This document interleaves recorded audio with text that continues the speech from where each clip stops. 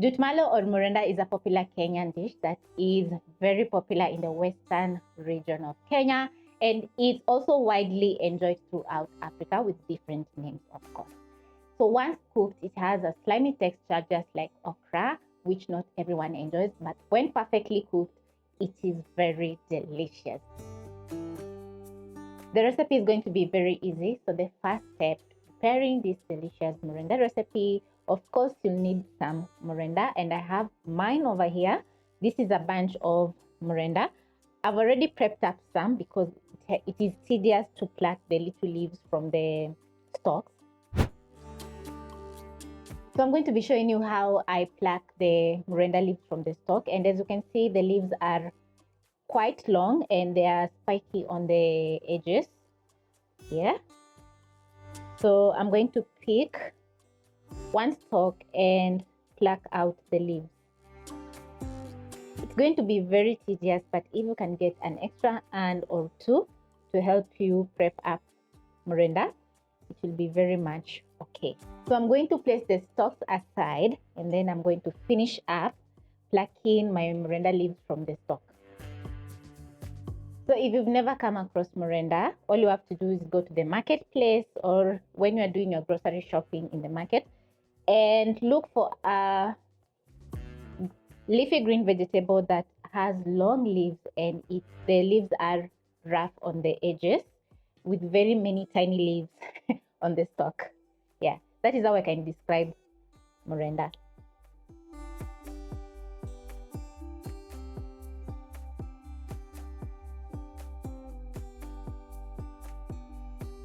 And then next, I'm going to be washing my Mrenda for around 2 to 3 times under running water so that I can get rid of the soil in the leaves.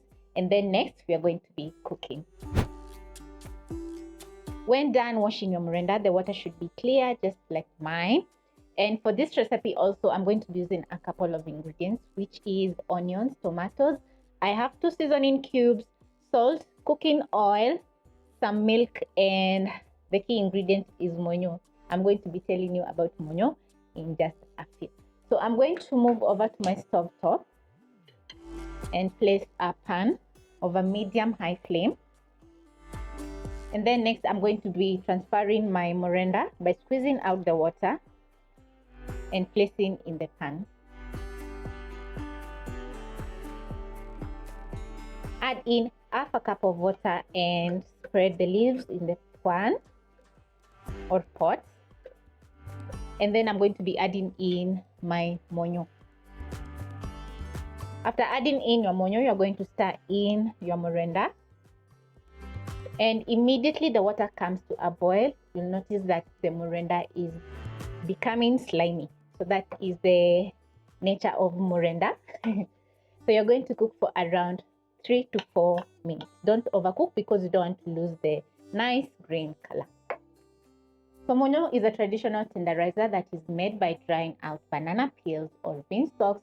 Then after drying out the banana peels or bean stalks, you burn out, and then you're going to use the hash to filter out to get the end product, which is Munyu, by adding in water. So if you can't get Munyu, you can use bicarbonate of soda. That is by adding about a quarter teaspoon to half a teaspoon. That will be very much okay to boil your veggies. So as my Mrenda is boiling and softening up, I'm going to be chopping up 2 medium onions. So I'm going to chop up the ends and remove the skin of the onion. Quite slippery. Then I'm going to make a slight cut on the sides of the onion and remove the peel. Pick my next onion and repeat. As you're chopping up your onion, watch over your Mrenda because you don't want to burn. Remember, we added in half a cup of water, which is going to help the Mrenda to soften up. So I'm going to give my Mrenda a stir and let the Mrenda cook for another 2 minutes. I love using red onions when cooking because they have lots of flavor.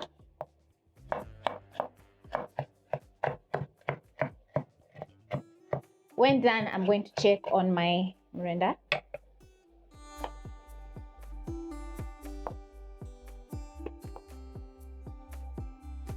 cook for another 1 minute. It's softening up and it still has that green color that I'm not ready to lose. So I'll keep an eye on the Mrenda while it's boiling. Now that my Mrenda is ready, I'm going to transfer to a bowl. So I'm going to reduce the flames to low, and using a slotted spoon, I'm going to scoop out my Mrenda into a bowl. As you can see, the Mrenda has wilted down to around 2 cups, and it was quite a lot. So using the same pan, there's no need to wash because we're still going to be cooking our Mrenda in the pan or pot. Yeah, mine is a pan. So I'm going to add in 2 tablespoons of cooking oil. Add in my onion, which is diced. And then I'm going to cook the onions for around 1 minute until it has a very nice golden brown color, which is not dark.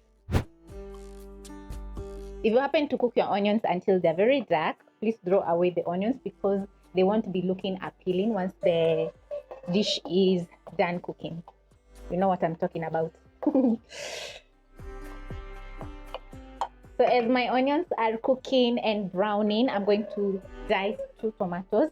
I have another video where I made Mrenda without tomatoes. You can check up here or in the description box for the full recipe, and it turns out very delicious as well.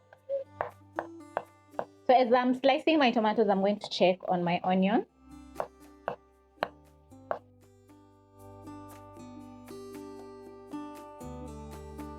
When the onions are browned, you'll catch a very nice onionly flavor in the kitchen. So next, I'm going to be adding in my tomatoes.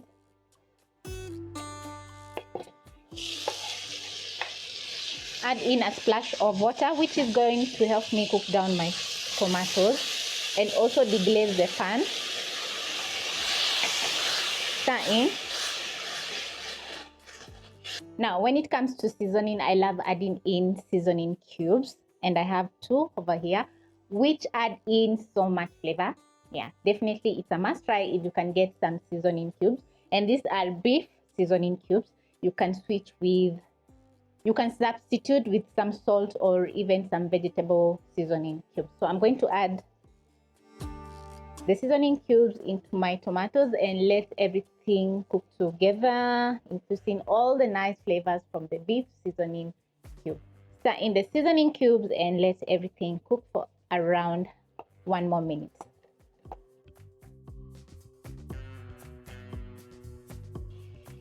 Use the back of my spatula to help me break down my tomatoes. Add in my Mrenda. Stir in the Mrenda, and then you're going to reduce the flames to medium-low and let the Mrenda simmer for another 1 minute so that it can soak in all the lovely seasoning that we added. That is the beef seasoning cube. As my Mrenda is slowly cooking, I'm going to check the seasoning. I need some more salt. Remember, seasoning cubes usually contain salt, so I'm going to add in some more salt to fully season my Mrenda, and then stir in the salt. Cook for an extra 1 minute, and the last ingredient is some milk, which is going to add in lots of creaminess to our Mrenda. And wow, just look how delicious the Mrenda is looking at this point. I'm even salivating because yeah, everything looks so mouth-watering. After adding in your milk, you're going to cook for another 1 minute, making a total time of 8 minutes, and your Mrenda is going to be ready. Ready! It's looking so good. Yum. So this is a very nice way that you can enjoy some delicious Mrenda at the comfort of your home with no effort. As you've seen, it's been around 15 minutes at most, and my Mrenda is ready to indulge with some ugali. So hope you'll be giving this recipe a try and you won't be disappointed.